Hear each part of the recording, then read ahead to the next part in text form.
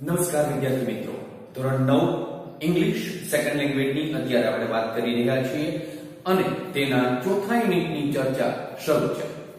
ચોથા યુનિટનું ટાઇટલ આપવામાં આવેલું છે કોલ ઓફ ધ હિલ્સ, ટેકરીઓનો સાથ, એવું એનું ટાઇટલ આપવામાં આવેલું છે અને તેના ચોથા પાર્ટમાં આપ સર્વેનું સ્વાગત કરવા જઈ રહ્યો છું. ચોથો અને અંતિમ પાર્ટ જે છે કોલ ઓફ ધ હિલ્સ નો, તેની અત્યારે આપણે વાત કરવા જઈ રહ્યા છીએ. પેજ નંબર, તમારી ટેક્સ્ટ બુકના પેજ નંબર 37 ઉપર આ ભાગ આપવામાં આવેલો છે, જેમાં જે ચિત્ર આપવામાં આવેલું છે એની ઉપરના સેન્ટેન્સથી અત્યારે આપણે વાત શરૂ કરવાની છે. તો આવો શરૂ કરીએ છીએ અત્યારની ચર્ચા, જે આ યુનિટનો અંતિમ ભાગ બનવા જઈ રહ્યો છે. સમજો, the full moon rose in the distant sky. Distant એટલે દૂરનું, સ્કાય એટલે આકાશ. દૂરના આકાશમાં એકદમ સંપૂર્ણ ખીલેલો હોય એવો ચંદ્રમા ઉગ્યો. To rise, RISE, to rise એટલે ઉગવું, ભૂતકાળનું રૂપ થાય રોઝ અને ભૂતકૃતનનું રૂપ થાય રાઇઝન. દૂરના આકાશમાં સરસ મજાનો વિશાળ ચંદ્રમા પૂર્ણ રૂપે ખીલેલો હોય, પૂનમનો એવો ખીલ્યો. ભૂતકાળની વાક્ય રચના, in its silver light, અને તેને રૂપેરી ચાંદનીમાં, ચાંદની saw two bright eyes, અને તેની રૂપેરી ચાંદનીમાં ચાંદનીએ બે તકતકતી આંખો જોઈ. સી મૂળ ક્રિયાપદ અગાઉ આવી ગયું છે એટલે લખેલું નથી. ટુ સી એટલે જોવું, ભૂતકાળનું રૂપ સો અને ભૂતકૃતનનું રૂપ સી. હવે વાક્ય અહીંયા તમારી સામે મૂકવામાં આવેલું છે, Chandni saw two bright eyes. વાક્યનું ચેન્જ ધ વોઇસ કરીએ, કારણ કે એમાં સીન નો ઉપયોગ આપણે ચેન્જ ધ વોઇસ કરવામાં કરવાનો થાય, અને એટલા માટે જો એ આવડતું હોય ભૂતકૃતન તો જ તમે એનું ચેન્જ ધ વોઇસ કરી શકો, નહીંતર ન કરી શકો. તો જો ચાંદની એ કર્તા છે, સો એ ક્રિયાપદ છે અને ટુ બ્રાઇટ આઈઝ એ કર્મ છે. કર્મને કર્તાના સ્થાને લઈ આવીએ એટલે પહેલો અક્ષર કેપિટલ થઈ જાય વાક્યનો, એટલે ટુ બ્રાઇટ આઈઝ. ત્રીજો પુરુષ બહુવચનનો કર્તા, સાદો ભૂતકાળ એટલે ટુ બી નું રૂપ મૂકવામાં આવેલું છે વેર. જે તે ક્રિયાપદનું ભૂતકૃતનનું રૂપ એટલે સીન, હમણાં મેં તમને વાત કરી એ સીન બાય ચાંદની. આખું વાક્ય બની ગયું, two bright eyes were seen by Chandni. આ રીતે આ વાક્યનું ચેન્જ ધ વોઇસ થાય. ચાંદનીએ બે તકતકતી તેજસ્વી હોય એવી આંખો અંધારામાં પોતાના તરફ તકાતી હોય એવી જોઈ. એન્ડ શાર્પ ટીથ, અને એને શાર્પ એટલે તીક્ષ્ણ હોય એવા દાંત પણ જોયા. હવે બે શબ્દો તમારી સામે મૂકવામાં આવ્યા. બ્રાઇટ એટલે તેજસ્વી એવો અર્થ થાય, એ એડજેક્ટિવ કહેવાય. એનું ઓપોઝિટ પણ આપણને પરીક્ષાની અંદર પૂછવામાં આવે છે, જેને એન્ટોનિમ્સ પણ કહેવામાં આવે છે. ઓપોઝિટ કયો અથવા એન્ટોનિમ્સ કયો, બે એક જ થયું કહેવાય. એટલે એનું ઓપોઝિટ થાય ડલ, DULL, ડલ એટલે ઝાંખું. એનું એક બીજું ઓપોઝિટ થાય, એ થાય પેલ, PALE. પેલ એટલે પણ નિસ્તેજ, ઝાંખું. આ બ્રાઇટ ના બે ઓપોઝિટ તમારી સામે મૂકવામાં આવ્યા. પછી એક બીજું એડજેક્ટિવ આપવામાં આવેલું છે એ જ વાક્યમાં, શાર્પ, SHARP. શાર્પ એટલે તીક્ષ્ણ, એડજેક્ટિવ છે. એનું ઓપોઝિટ થાય બ્લન્ટ, BLUNT. બ્લન્ટ એટલે બુદ્ધું, એ પણ એડજેક્ટિવ. એ બંને પણ એકબીજાના ઓપોઝિટ વર્ડ્સ છે. આ પણ સાથે સાથે તમારે સમજી અને શીખી લેવું જોઈએ. Bright eyes and sharp teeth moving slowly towards her. ધીમે ધીમે ધીમે ધીમે કરતા એ આંખો અને એ તીક્ષ્ણ દાંત એના તરફ ધીમે ધીમે ધીમે ધીમે ધીમે ધીમે ધીમે ધીમે કરતા ધસમસી રહ્યા હતા, ધસી રહ્યા હતા. ટુવર્ડ્સ એટલે ની તરફ, આગળ વધી રહ્યા હતા. The devil was not in a hurry. આ જે રાક્ષસ છે, જે ચિત્રમાં તમે દેખાય છે એ વરુ, એને કાંઈ ઉતાવળ નહોતી, કારણ કે એને ખબર જ હતી કે હું આનો શિકાર કરી જ લેવાનો છું. એટલે the devil was not in a hurry. વાક્ય અહીંયા લખવામાં આવેલું છે, the devil was not in a hurry. એ વાક્યમાં devil નીચે અંડરલાઈન આપવામાં આવેલી છે, the devil એટલા પાર્ટ નીચે. તો પ્રશ્ન બનશે who was not in a hurry. Who was not in a hurry? Question mark. તો આ રીતે આ પ્રશ્ન બનાવવામાં આવે છે. The devil was not in a hurry. He knew, એને ખબર હતી. To know એટલે જાણવું, A N O W, જાણવું, વર્બ. એનું ભૂતકાળનું રૂપ થાય ANEW ન્યુ, અને ભૂતકૃદનનું રૂપ થાય ANOWN નોન. એ એનું પાસ્ટ પાર્ટિસિપલ નું રૂપ બને. એને ખબર હતી, એટલે કે ડેવિલને ખબર હતી, એટલે કે વુલ્ફને ખબર હતી કે શું he knew that this god was also his food. એને ખબર જ હતી કે આ જે વરુ છે એ પણ આ ગોટ એટલે બકરી છે એ પણ મારો જ ખોરાક છે. એ તો જાણી ગયેલું હતું કારણ કે બકરી દોડીને કેટલું દોડી શકે. હવે વરુની તો સ્પીડ વધારે હોય, બીજું વરુ એના કરતા વધુ તાકાતવર હોય, બરાબર? એટલે એને હરાવી જ દેવાનું હતું, એ પણ એને ખબર હતી. The wolf and the goat, વરુ અને બકરી બંને struck their head with each other. બે હોય ત્યારે each other નો ઉપયોગ કરવામાં આવે. they are talking each other, એમ જ્યારે કહો ત્યારે બે વ્યક્તિ હોય, બરાબર? પણ જાજા બધા હોય તો they are talking one another. તેઓ બધા એકબીજાની સાથે વાતો કરી રહ્યા છે. બે કરતા વધારે હોય તો one another, બે હોય તો each other નો ઉપયોગ કરવાનો આવે. હવે જુઓ, આમાં struck શબ્દ આવ્યો, એમાં મૂળ ક્રિયાપદ strike, STRICK, to strike એટલે અથડાવવું, બરાબર? એના ઉપરથી નાઉન જે બને છે ને, કેરમ રમતા હોય ને અત્યારે તો કોરોનાના સમયની અંદર ઘરમાં અલગ અલગ પ્રકારની રમતો રમતા હોય, એની અંદર કેરમ હોય. કેરમની અંદર એક સ્ટ્રાઇકર હોય, બરાબર? જે મૂળ કુકરી કહેવામાં આવે કે જેનાથી બાકીની નાની કુકરીઓને અથડાવવાની હોય, ઈ સ્ટ્રાઇકર.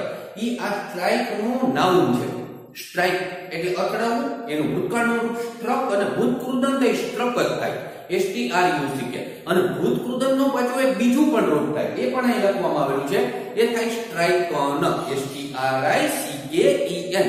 સ્ટ્રાઇકન એ પાસ્ટ પાર્ટિસિપલ નું રૂપ બને, એટલે પાસ્ટ પાર્ટિસિપલ ના બે રૂપ બને, એક સ્ટ્રક અને પાછું સ્ટ્રાઇકન. હવે આ બધાનો ઉપયોગ ક્યાં કરવાનો હોય? ભૂતકૃદન છે એ પૂર્ણ કાળમાં જ્યાં આવતો હોય ત્યાં, અને બીજું પેસિવ કરવાનું હોય ત્યાં. એટલે આ બધી વસ્તુઓ તમને આવડતી હોવી જોઈએ. એટલા માટે અહીંયા સાથે સાથે તમારી આગળ એની PDF તો અગાઉથી આવી જ ગઈ છે, અને આ બધા સ્પેલિંગ એની અંદર આના કરતા પણ વધારે આપવામાં આવેલા હોય. બોર્ડ લખતા હોઈએ ત્યારે બોર્ડની એક મર્યાદા હોય, એટલા પ્રમાણમાં જ હોય. પણ આપણે જે PDF તમને મોકલેલી છે એમાં તો ઘણા બધા વધારે સ્પેલિંગ્સ પણ તમારી સામે મૂકવામાં આવેલા હોય છે. એટલે જો એનો સારી રીતે તમે અભ્યાસ કરતા હશો તો એનો બેનિફિટ એ તમને આખી જિંદગી મળવાનો છે, આટલું સમજી લેજો. અને જે માતા પિતા પણ આ તમામ વિડીયોઝ જોતા હોય એ લોકો પણ અમે અહીંથી વિનંતી કરીએ છીએ કે પોતાના સંતાનને આ બધી વસ્તુઓ જે છે, આ ગ્રામર આવી રહ્યું છે, આ બધા ફંક્શન તમારી સામે મૂકવામાં આવતા હોય છે, એની જે વેલ્યુ છે, કિંમત નહીં, પ્રાઇસ એની કાંઈ હોતી જ નથી, બરાબર? આ જે વસ્તુ છે એ તમે કદાચ બીજા વિડીયોઝ જોજો, બીજી જે કોઈ લોકો અપલોડ કરતા હોય, અને આ વિડીયો જોશો એટલે બંને વચ્ચેનો તમને તફાવત જે છે એ સમજાવવા મળશે કે વેલ્યુ કોને કહેવામાં આવે. તો કે આ જે વસ્તુઓ તમારી સામે મુકાઈ રહી છે, જે રીતના મુકાઈ રહી છે, એ એની વેલ્યુ બતાવે છે, એનું મૂલ્ય બતાવે છે, જે આપણા જીવનની અંદર આંતરિક પરિવર્તન લાવવા માટે. કે ઇંગ્લિશ શીખવાનું હોય તો ખાલી ગુજરાતી નથી કરવાનું હોતું, ઇંગ્લિશ એક અલગ એંગલથી શીખવાનું હોય છે. એ દ્રષ્ટિકોણ સાથે અત્યારે આપણે અભ્યાસ કરતા હોઈએ છીએ. તો એ માતા પિતાને પણ હું વિનંતી કરું છું કે પોતાના સંતાન, જો તમે લર્નેડ હો તો પોતાના સંતાનને આ તમામ વસ્તુની વેલ્યુ એ સમજાવજો કે કેટલું અગત્યનું અને કેટલું મહત્વનું તમારા જીવન માટે આ તમામ વસ્તુ છે. Because English as a global language, એક ગ્લોબલ લેંગ્વેજ તરીકે જ્યારે તમે આ બધી વસ્તુઓ શીખી રહ્યા છો ત્યારે તમને આ વસ્તુ બીજે ક્યાંય એકેય વિડીયોમાં પ્રાપ્ત થવાની નથી. આ વેલ્યુ એ બાળકને તમારે સમજાવવી પડે, અને વિદ્યાર્થીઓ પણ જે જોતા હોય એ પણ સમજે કે આ વસ્તુ બીજા તમે વિડીયો જોવો અને આ વિડીયો જોવો તો બંને વચ્ચેનો તફાવત. એક વિડીયોમાં 20 મિનિટમાં, 14 મિનિટમાં, 15 મિનિટમાં એક આખો પાઠ પૂરો થઈ જાય, અને આમાં 4 ભાગ થાય ત્યારે મહા મુસીબતે એ પૂર્ણ થાય. તો બંને વચ્ચે કંઈક તફાવત તો હશે ને. આ વસ્તુ એ સમજાય તો આપણે એની કદર કરી શકીએ. એટલે એને કીધું કે he knew that this god was also his food. The wolf and the goat struck their heads with each other. એકબીજાની સાથે પોતાના માથા, ચિત્રમાં તમને જેમ દેખાય છે એવી રીતના અથડાવવામાં આવ્યા. He was big and ferocious.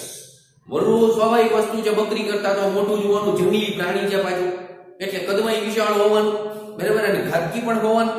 એટલે he was big, એના કરતા તો મોટું હતું, and ferocious. ferocious, FEROCIOUS. ferocious નો અર્થ થાય ઘાતકી, ગુસ્સાવાળું, એડજેક્ટિવ કહેવામાં આવે એને. એ એના કરતા વધારે મોટું અને ઘાતકી હતું. whereas she was small but not weak. હવે જો એ વાક્ય તમારી સામે આપે છે પહેલું, પછી બીજું વાક્ય પણ આવશે. He was big and ferocious. એમાં big and ferocious એટલા પાર્ટ નીચે અંડરલાઈન આપવામાં આવેલી છે. એ બંને એડજેક્ટિવ છે. એટલે કેવા એમ પ્રશ્ન પૂછવાથી જવાબ મળે. He was big and ferocious. તે કેવો હતો? બરાબર. તો કેવોથી પ્રશ્ન તમારે પૂછવો છે, એના જવાબની અંદર આવે big and ferocious. તો પ્રશ્ન કેવી રીતના બનશે? તો પ્રશ્ન બનશે how થી. એટલે કે એડજેક્ટિવ જો માંગવામાં આવેલું હોય, બરાબર, કે એડવર્બ માંગવામાં આવેલું હોય, તો પ્રશ્ન જે છે એ how થી બનશે.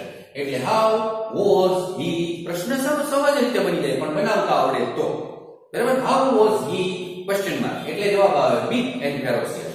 હવે બીજું વાક્ય એમાં ને એમાં આવ્યું whereas પછી જે જોઈન્ટ કરવામાં આવેલું છે. she was small but not weak. she was small, તે નાની હતી but not weak. but સાથે સંયોજાયેલું આ પ્રકારનું વાક્ય જે છે એ તમારી સામે મૂકવામાં આવેલું છે. એ પ્રકારનું જે વાક્ય છે એ વિરોધ ભાવને અભિવ્યક્ત કરતું હોય એવા પ્રકારનું વાક્ય કહેવામાં આવે અને એટલા માટે એને કહેવામાં આવે છે શોવિંગ કોન્ટ્રાસ્ટનું વાક્ય. શોવિંગ કોન્ટ્રાસ્ટ, વિરોધ ભાવને પ્રગટ કરતું હોય એવું આ વાક્ય તમારી સામે મૂકવામાં આવેલું છે. જ્યારે એ નાની હતી પણ નબળી જરાય નહોતી. ચાંદની stood firm on her legs. ચાંદની જે છે એ પોતાના પગ ઉપર એકદમ મજબૂતાઈથી ઊભી રહી. had slightly bent. to bend એટલે વાળવું, bend, વાળવું અથવા તો વળવું. it is a verb. bent is the past tense and the form of past participle. એને પોતાનું માથું સહેજ વાળ્યું અને પછી slightly એટલે સહેજ, and her strong horns, અને પોતાના મજબૂત એવા શિંગડાઓ જે છે aimed at. to aim at એટલે ની તરફ તાકવું. it is a phrasal verb. aimed at is the past tense and the form of past participle. aimed at the devil, અને એ રાક્ષસ તરફ પોતાના જે શિંગડાઓ છે એને તાકીને બરાબર રાખ્યા. she looked like. to look alike એટલે ના જેવા દેખાવું. to look alike એટલે ના જેવા દેખાવું. કેવી દેખાતી હતી? like a brave soldier. તે એક બહાદુર યોદ્ધા જેવી દેખાતી હતી. ready to fight a cruel enemy. ક્રૂર અને ઘાતકી હોય. ferocious, હમણાં જ અહીંયા શબ્દ આવ્યો, સિમિલર વર્ડ થાય ક્રુઅલ નો. એ સિમિલર એટલે સમાનાર્થી શબ્દ. એ આવા પોતાના ઘાતકી દુશ્મનની સામે, એનિમી એટલે દુશ્મન, દુશ્મનની સામે લડવા માટે એકદમ બહાદુર સૈનિક જાણે કે ઊભો હોય એવી રીતના એ મજબૂતાઈથી એની સામે ઊભી રહેલી હતી. The fight began. અને હવે બંને વચ્ચેનું દ્વંદ્વ અથવા બેટલ જેને કહેવામાં આવે એ ફાઇટ શરૂ થઈ. The fight began. It went on through the night. To go on. To go on એટલે to continue. ગુજરાતી સમજી લેજો, ગુજરાતી લખેલું નથી. To continue એનો સમાનાર્થી શબ્દ થાય અને continue એટલે શરૂ રાખવું. It is a phrasal verb. Go on A phrasal verb છે. એનું ભૂતકાળનું રૂપ went on જે ટેક્સ્ટ બુકમાં છાપવામાં આવેલું છે અને gone on એ એનું past participle નું રૂપ બને. હવે જો અહીંયા વાક્ય મૂકવામાં આવેલું છે she looked like a brave soldier. આટલા વાક્યની અંદર આપણે ક્વેશ્ચન ટેગ મૂકવું છે. ક્વેશ્ચન ટેગ એટલે અનુપ્રશ્ન કહેવામાં આવે. મૂળ વાક્ય હકાર, તો ક્વેશ્ચન ટેગ જે છે એ નકાર હોય. તો she looked like એ હકાર પ્રકારનું વાક્ય છે. એમાં હવે આપણે ક્વેશ્ચન ટેગ મૂકીએ છીએ તો સાદા ભૂતકાળ સાથેની ક્રિયાપદ સાથેની વાક્ય રચના એટલે didn't she, બરાબર, didn't she આ રીતના આ જે ક્વેશ્ચન ટેગ છે એ મૂકવામાં આવે છે. એ લખે છે કે the fight began. યુદ્ધ શરૂ થયું. it went on through the night. the moon began to grow pale. હમણાં એક શબ્દ આવ્યો તો જો એ ઓપોઝિટમાં ઝાંખું. હવે એ ધીમે ધીમે ધીમે ધીમે કરતા ચંદ્રમા પણ ઝાંખો થવા લાગ્યો એટલે રાત વીતવા લાગેલી હતી. બરાબર. હવે ધીમે ધીમે કરતા સમય વીતવા લાગેલો હતો અને બંને વચ્ચેનું દ્વંદ્વ અથવા તો યુદ્ધ એ શરૂ હતું. the moon began to grow pale. grow એટલે વિકસવું, વધવું, pale એટલે ઝાંખો. હવે ધીમે ધીમે કરતા ચંદ્ર પણ ઝાંખો થવા લાગેલો હતો. and suddenly hid behind the clouds. વાક્ય મૂકવામાં આવેલું છે the moon hid behind the clouds. behind the clouds એટલા પાર્ટ નીચે અંડરલાઈન આપવામાં આવેલી છે. behind the clouds એટલા પાર્ટ નીચે. તો હવે આ વાક્યની અંદર પ્રશ્ન બનાવવો છે. તો પ્રશ્ન શેનાથી છે? તો behind the clouds એ સ્થળ બતાવ્યું કહેવાય, અને સ્થળ બતાવ્યું કહેવાય એટલે એના માટે પ્રશ્ન બને વેર. તો વેર ડીડ સાદો ભૂતકાળ એટલે ડીડ ધ મૂન હાઇડ, મૂળ ક્રિયાપદ હાઇડ કબ આવી ગયેલું છે એટલે હાઇડ એટલે સંતાવવું કે સંતાડવું. ભૂતકાળનું રૂપ અહીંયા આપવામાં આવેલું છે હિડ, HID હિડ, અને ભૂતકૃતનનું રૂપ હવે હું બોલું છું HIDDEN હિડન થાય. બરાબર. પ્રશ્ન બન્યો where did the moon hide એટલે જવાબ આવે બિહાઇન્ડ ધ ક્લાઉડ્સ. વાદળોની પાછળ, ક્લાઉડ્સ એટલે વાદળો, વાદળોની પાછળ ચંદ્રમા હવે સંતાઈ ગયો. The stars also began to disappear one by one. ધીમે ધીમે કરતા એક પછી એક જે ટમટમતા તારલાઓ હતા એ પણ હવે આથમવા લાગ્યા. A faint light appeared in the east. East એટલે પૂર્વ, west એટલે પશ્ચિમ. પૂર્વમાં એક ઝાંખી પાખી લાઈટ જે છે એટલે કે હવે સૂર્યોદય થવાની શરૂઆત થઈ રહી હતી. ઝાંખી પાખી લાઈટ જે છે એ હવે ત્યાંથી દેખાવા લાગી. The first ray of the sun saw Chandni laying on the ground. જો આ વાક્ય અહીં મૂકવામાં આવેલું છે. સોરી, એ નથી મૂકવું, એક બીજું મૂકેલું છે સિટિંગ વાળું, એ આના જેવું જ છે એટલે ત્યારે વાત કરીએ. હવે ધીમે કરતા એમ કહે છે કે the first ray on the sun saw ચાંદલી laying on the ground. સૂર્યના પ્રથમ કિરણોએ જમીન ઉપર પડી ગયેલી ચાંદનીને જોઈ. આ પાઠની અંદર કલ્પન ગજબનું મૂકવામાં આવેલું છે. જોયું કોણે? તો કે જોયું હકીકતે માણસે હોય અથવા તો પશુ પંખીઓએ જોયેલું હોય, પણ અહીંયા સૂર્યના પ્રથમ કિરણોએ જોઈ એવું લખવામાં આવ્યું. She was completely soaked in blood. તો to soak શબ્દ આવ્યો SOAK. to soak એટલે ભીંજાયેલું હોવું, ભીંજાવું અથવા લથબથ હોવું. It is a verb. Soaked is the past tense and the form of past participle. ચાંદની જે છે એ લોહીમાં લથબથ થયેલી હોય, ભીંજાયેલી હોય એવી જમીન ઉપર પડેલી હતી. The wolf અને સામેના ભાગમાં વરુ જે એ પણ કેવું થઈ ગયેલું હતું, એટલી બધી ફાઇટ આપેલી હતી ચાંદનીએ કે વરુ પણ ટાયર્ડ થઈ ગયેલું હતું. બરાબર, એ પણ થાકી ગયેલું હતું. એન્ડ સ્લીપી અને ઊંઘરેટી બની ગયેલું હતું, ઊંઘ આવતી હતી એને જેટલી કલ્પના કરેલી હતી કે હમણાં જ તો મારી નાખીશ, એટલી ઝડપથી તો આ બકરી મરી નહોતી. એટલે હવે થાકી પાકી ગયું હતું અને ઊંઘમાં આવેલું હતું. was getting ready to devour her. to devour એટલે આરોગવું, ભરખી જવું, ભક્ષી જવું. ભક્ષી જવા માટે હવે એ તૈયાર હતું, ખાવાની તૈયારીમાં જ હતું. હવે devoured is the past tense and the form of past participle. એટલે કે મેદાન ઉપર હવે ચાંદનીની લાશ પડેલી હતી અને ઓલું વરુ એને ખાવાની તૈયારીમાં હતું. A flock of birds sitting on tree was debating. જો આટલું વાક્ય તમારી સામે મૂક્યું. A flock of birds sitting on the tree was debating the result of the fight. એમાં sitting on the tree, હવે જ્યારે તમે ઇંગ્લિશ શીખો ત્યારે બે રીતે શીખીએ છીએ આપણે. આ બધું ચેન્જ ધ વોઇસ કરીએ છીએ કે એનું ઇનડાયરેક્ટ કરીએ છીએ. આ બધું જે છે એનો ગ્રામરનો પાર્ટ છે. બરાબર. હવે આવું જે આ પ્રશ્ન બનાવ્યા આ બધા ગ્રામરનો પાર્ટ. હવે આ જે શોવિંગ, કોન્ટ્રાસ્ટ અને આ બધું જે મૂકીએ છીએ ને એ બધું એનો ફંક્શનનો પાર્ટ છે. બરાબર. તો જો અહીંયા તમારી સામે પેલું ગ્રામર આપું છું. સિટિંગ ઓન ધ ટ્રી એટલો જે પાર્ટ છે એ બર્ડ્સના અર્થમાં વિશેષતા દર્શાવવા માટે આવેલો છે. બર્ડ્સના અર્થમાં.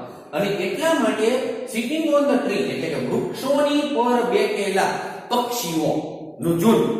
ફ્લોક એટલે ઝુંડ. બરાબર. જે પહેલા પાર્ટમાં હર્ડ આવ્યું હતું, યાદ હોય તો ઓલા ડિયરનું હર્ડ. અહીંયા પક્ષીઓનું જે ઝુંડ હોય એને ફ્લોક કહેવામાં આવે. સિટિંગ ઓન ધ ટ્રી એટલે વૃક્ષોની ઉપર બેઠેલા પક્ષીઓ ના, એટલે પક્ષીઓના અર્થમાં વિશેષતા બતાવવા માટે સિટિંગ ઓન ધ ટ્રી. આટલો જે પાર્ટ એવો શબ્દોનો સમૂહ છે. આવા શબ્દોનો સમૂહ વર્ડ્સના અર્થમાં વિશેષતા બતાવે છે એટલે એને કહેવામાં આવે એડજેક્ટિવ ફ્રેઝ. હવે આ આખું શું કહેવાય ફંક્શનની દ્રષ્ટિએ? ફંક્શનની દ્રષ્ટિએ આને કહેવાય ડિસ્ક્રાઇબિંગ પર્સન. પર્સન શું કામ? કારણ કે અહીંયા એ ડિબેટ કરી રહ્યા છે, ચર્ચા કરી રહ્યા છે, વાતચીત કરી રહ્યા છે. પક્ષીઓ કોઈની ચર્ચા થોડી કરતા હોય, પણ આમાં સજીવાનો પણ અલંકાર મૂકવામાં આવેલો છે અને એટલા માટે આવા પ્રકારના જે વાક્ય છે એને ફંક્શનની દ્રષ્ટિએ કહેવામાં આવે ડિસ્ક્રાઇબિંગ પર્સનનું વાક્ય. તો describing person debating the result of the fight. પક્ષીઓ જે છે એ ઝાડ પર બેઠા બેઠા આ જે યુદ્ધ થયું એનું પરિણામ શું આવ્યું એની ચર્ચા કરી રહ્યા છે. શું કહે છે? સો હુ ઇઝ ધ વિનર? એક પક્ષીએ, નાનકડા એવા પક્ષીએ પ્રશ્ન પૂછ્યો. તો વિજેતા કોણ થયું? આમાં કોણ થયું છે? The wolf of course, most of others declared together. મોટા ભાગના જેટલા બેઠેલા હતા બાકીના બધા પક્ષીઓએ સામૂહિક રીતે કીધું કે કોણ આમાં વિજેતા? આ દેખાય જ છે, સામે જ છે. ઓલી ચાંદનીની લાશ પડી છે, બકરીની લાશ પડી છે, અને આ વરુ જે છે એને ખાવાની તૈયારીમાં છે. એટલે સ્વાભાવિક વસ્તુ છે કે વરુ જ વિજેતા થયું. પણ એક વાઇઝ જે બર્ડ હતું, ઓલ્ડ બર્ડ હતું, મોટી ઉંમરનું અને વયોવૃદ્ધ થઈ ગયેલું પણ ડાહપણથી ભરેલું હોય એવું એ જે બર્ડ હતું, એને કીધું નો, નહીં નહીં નહીં, ચાંદની ઇઝ ધ વિનર. ચાંદની વિજેતા થઈ છે. આઈ have never seen such a brave freedom fighter. આટલી બહાદુર હોય એવી, બ્રેવ એટલે બહાદુર, એવી ફ્રીડમ ફાઇટર એટલે સ્વાતંત્ર્ય સેનાની મેં કોઈ દિવસ જોઈ નથી. હવે જો એ વાક્ય મૂક્યું, wise old bird said to the other, I have never seen such a brave freedom fighter. એ વાક્યમાં સૌથી પહેલા આપણે ચોકલેટી કલરથી લખવામાં આવેલું છે આઈડી, એટલે કે ઇનડાયરેક્ટ કરવા જઈ રહ્યા છીએ. તો a wise old bird informed અથવા તો reported, કાઈ નો આપણે તો told મૂકી શકો તમે, informed અથવા reported the others. કેવી રીતના કીધું? આ વાક્યને અંતે ઉદ્ગાર ચિહ્ન મૂક્યું છે એટલે with surprise, આશ્ચર્યની સાથે એને કીધું. સંયોજક that નો ઉપયોગ કર્યો. I એટલે he, બોલનારું બર્ડ છે એ પોતે બોલી રહ્યું છે માણસની જેમ, એટલે આપણે મૂકવું પડશે અહીંયા he પૂર્ણ વર્તમાન કાળ પૂર્ણ ભૂતકાળમાં કરે એટલે had never seen such a brave freedom fighter. such a brave freedom fighter. આ રીતે આખું વાક્ય બન્યું. a wise old bird informed અથવા reported the others with surprise that he had never seen such a brave freedom fighter. આ રીતે એનું indirect. હવે I have never seen such a brave freedom fighter એટલા પાર્ટની નીચે ગુલાબી લીટી ગઈ અને પછી કૌંસમાં લખ્યું ચેન્જ ધ વોઇસ. આ બધું ગ્રામરનો પાર્ટ થયો કેવો. તો ચેન્જ ધ વોઇસ કરીએ. કેવી રીતના બને છે? I have never seen such a brave freedom fighter. તો such a brave freedom fighter એક કર્મ છે, કર્તાના સ્થાને આવે. તો such a brave freedom fighter has never been seen by me. ફરીવાર સમજો. such a brave freedom fighter has, ત્રીજો પુરુષ એકવચનનો કરતા એટલે has મૂક્યું, never been seen by me. આ રીતે આ વાક્યનું ચેન્જ ધ વોઇસ બને. તો આ સાથે આ યુનિટ નો ચોથો પાર્ટ અને યુનિટ આખો આ સાથે પૂર્ણ થાય છે. આના પછી આપવામાં આવેલા હોય એ તમામ પ્રશ્નોના જવાબ સરસ રીતે લખવાનો પ્રયત્ન કરજો. બધા વિદ્યાર્થીઓ ખૂબ સરસ રીતે સતત અભ્યાસ કરતા રહીએ, મથામણ કરતા રહીએ. આ મથામણનો વિષય છે, યાદ રાખજો. અભ્યાસ કરવો એ આ સામાન્ય વસ્તુ નથી. તમારા જીવનની અંદર એનાથી આમૂલ પરિવર્તન લાવી શકો તેમ છો. તમામ વિદ્યાર્થીઓ એનું મૂલ્ય સમજે. તમામ વિદ્યાર્થીઓ અને વાલીઓને ખૂબ ખૂબ શુભકામનાઓ. All the best.